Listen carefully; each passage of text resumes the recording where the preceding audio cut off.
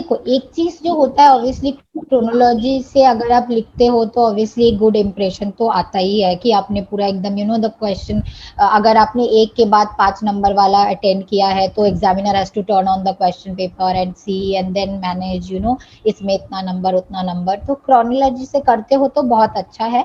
But अगर आपको नहीं आता है, but trust me it's your priority should be which answer you know well.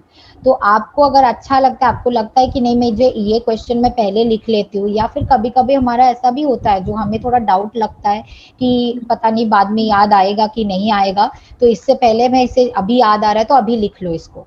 तो ये भी कभी कभी होता है, तो आप वैसे भी लिख सकते हो, नॉट एन इशू। मैंने भी एक पेपर में वैसा किया है, इट्स नॉट एन इशू, ऐसा कुछ प्रॉब्लम नहीं होता है।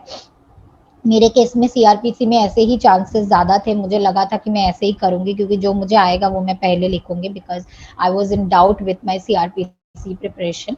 बट मैं ये चीज़ बोलना चाहती हूँ कि आप क्रोनोलॉजी में लिखो तो बहुत वेल एंड गुड, बट अगर आप नॉर्मली भी लिख रहे हो, आपको आता है कि हाँ मुझे ये क्वेश्चंस आता है, ये मैं पहले लिख लेती हूँ या फिर ये मेरी फर्स्ट चॉइस प्रेफरेंस है तो मैं लिख लेती हूँ, तो आप लिख सकते हो, इसमें कोई प्रॉब्लम नहीं है। And but make sure you do the marking correctly. आपको मार्किंग बहुत अच्छे से करना है। जो कुछ कुछ छोटे छोटे चीज है ना जो हमें 3 घंटे में बहुत मिस आउट करते हैं, जैसे कि कभी कभी जैसे वेस्ट बंगाल जुडिशरी की मैं एक एग्जांपल देती हूँ।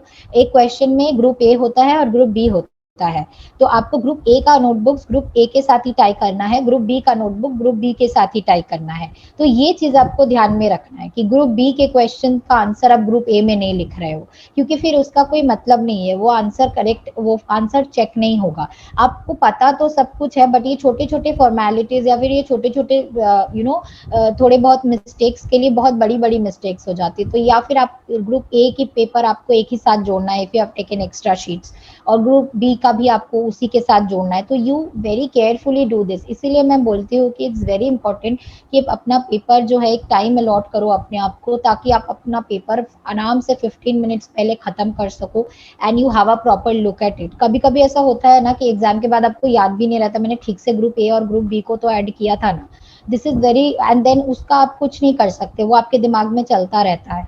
सो ये बेटर है कि आप इन सब चीजों को भी ध्यान दो, ये बहुत इंपॉर्टेंट है। जैसे कि एक बार कॉन्स्टिट्यूशन के क्वेश्चन में हमारे केस में क्या हुआ था कि ग्रुप ए में से आपको 3 क्वेश्चन लिखना था, ग्रुप बी में से आपको 2 क्वेश्चन लिखना था।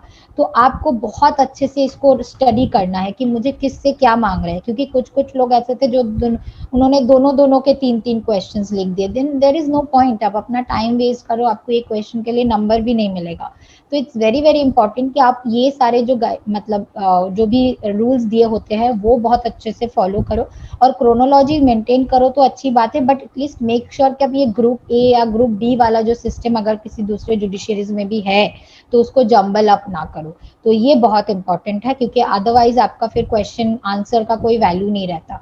अगर आप ग्रुप ए को बी में डाल दोगे तो वो क्वेश्चन चेक भी नहीं करेंगे। So that is very very important.